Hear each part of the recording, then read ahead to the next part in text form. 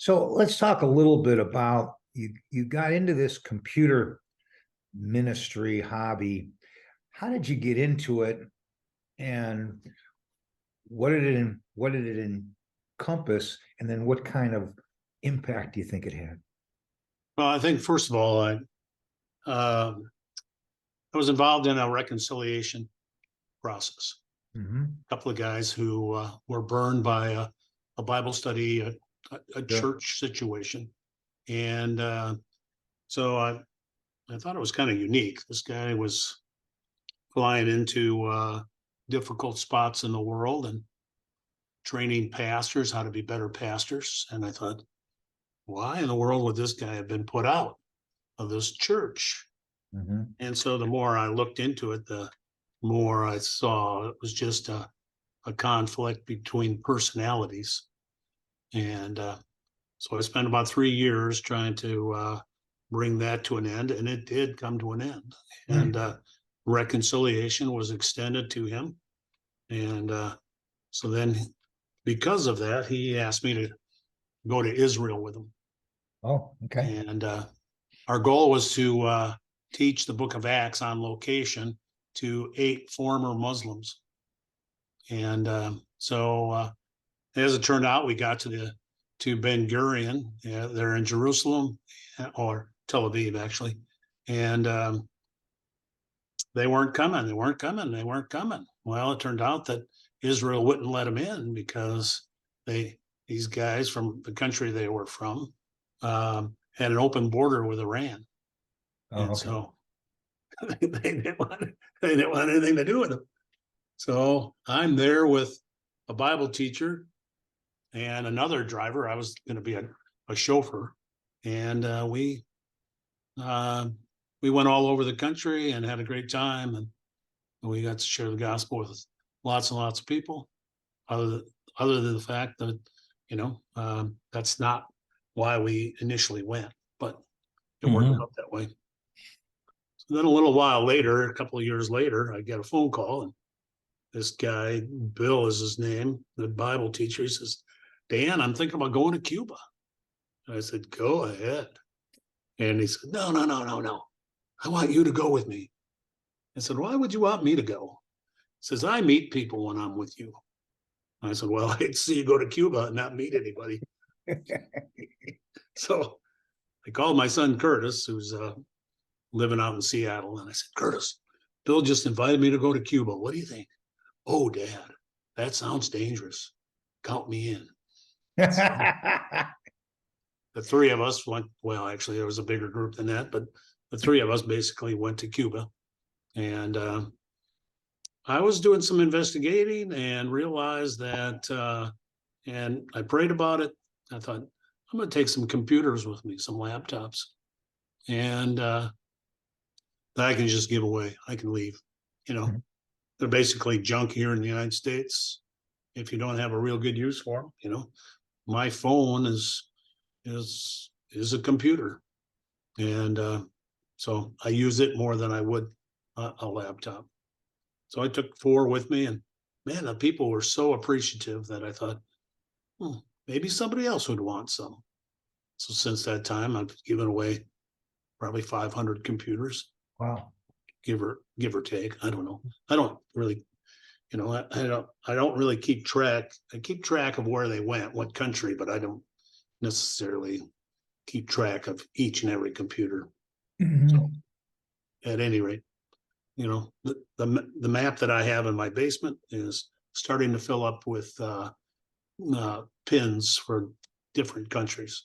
There are a lot of countries that I haven't given anything to, but there are a lot that I have. So that's how that pretty much started. Oh, wow. And it's all been word of mouth, and people have asked me, I could probably make a web page for you, Dan, if you like. I said, well, then I'd really be busy. So it's just comes and goes. So yeah. And right now, where do you live right now? I live in northern Iowa. Northern Iowa.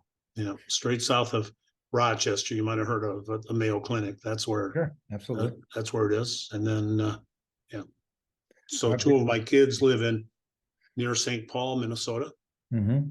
and I have a son out in Seattle, and they all have the same job. They're all pastors. Oh, So wow. yeah, it's Wow. good. What a blessing. Yeah. So then how did it, you're now kind of primarily focused on doing a similar thing, but with soccer balls. So how did that morph? Well, I went to Nicaragua, and I don't know. I just thought I'm going to take some soccer balls with me. So I Yep. got a friend of mine that gave me 30 soccer balls. 16 of them went to Liberia on a shipping container. Mhm. I don't know. I don't know if anyone's using them there or not, but at any rate, and I took 14 with me to Nicaragua, and so as it worked out, they were all deflated. Took an air pump with me. Um, I tried to give them away. Nobody seemed to be interested. So then it was time for us to leave, and I said to the missionary that was our chauffeur, I said, Alvaro, well, but taking these few computers I have and um, take the soccer balls too. He said, yeah. So then he put together a little opportunity to have a soccer tournament, and he put up some flyers and said they're going to have one at such and such a place. And on a afternoon, he had 148 soccer players show up to play between the ages of 13 and 17. Wow. And they shared the gospel with each and every person, and all of their parents, if they came to watch, and brothers and sisters. So it was quite a day. Wow. Then another interpreter that got some soccer balls too, he did the same thing, and he had 250 kids show up to play soccer, and they shared the gospel with, probably 150 extra people besides. So, Wow. it just seemed to me like, you know, get some soccer balls to these people and see what happens, and so that's basically where it's gone. I look for used soccer balls, new ones, doesn't matter. People want to buy new ones. Yeah. Yeah. Feel free to, Mhm. so yeah. So So impact huge. There'll be stadiums in heaven because of well, a couple of soccer balls, stadiums full of yeah, people. well, hopefully hundreds of soccer balls actually. So yeah. So So where are you taking this in the future? Where's it go? Where does it go from here? well, I facilitate a couple of prayer groups of guys that keep going to Cuba. I've decided for a couple of different reasons not to go there anymore, and so my heart being one of them.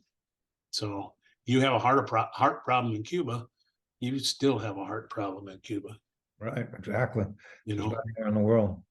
I've had three procedures done to my heart in the last 15 years. So Hmm. uh, one was a double bypass surgery.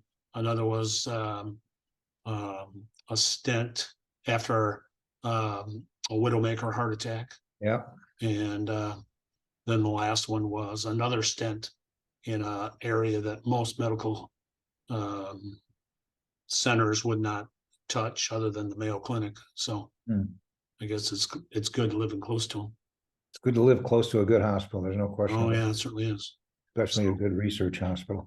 Well, yeah, Dan, it's been a pleasure spending this time with you, and certainly we've been on a number of prayer calls together, but never got the total, really the depth of the background that you have and the hobby that you so casually talk about, oh well. that it certainly has had such great impact for the kingdom of God.